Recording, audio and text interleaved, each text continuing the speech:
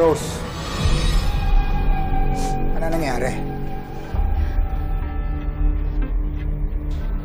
Yung asawa mo, kung anong pinagsasabi tungkol kay nanay. Tapos ito, ginawa niya sa akin to. Kamali ho yata ako ng pagtira dito eh. Lagi na lang kami nagtatalo ni Tita Natalie, yan, ni Portia, ni Maxine. Hindi ko naman ho tinanggap yung alok niyo na tumira dito para lang makapag-away lagi. Araw-araw nangyayari. Gusto ko lang kayo makilala bilang tatay ko. Rose, hindi ka aalis, ha? Kakausapin ko yan si Natalie. Hindi na ulit mangyayari ito. Pasensya ka na. Halika.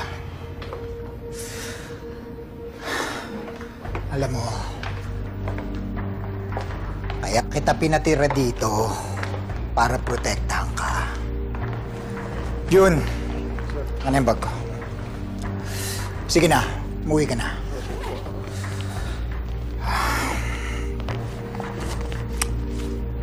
Mas ligtas ka kapag nandito ka sa puder ko.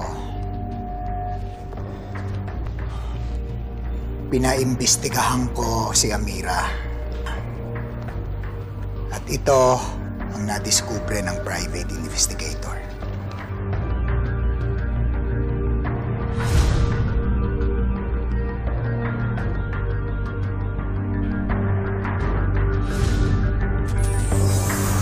Huwag mo siyang lapitan kung ayaw mong tayo magkaproblema. Bakit kinugulpin ng tatay niya si Ma'am Portia? Natanggal na kaya? May usapan tayo, di ba?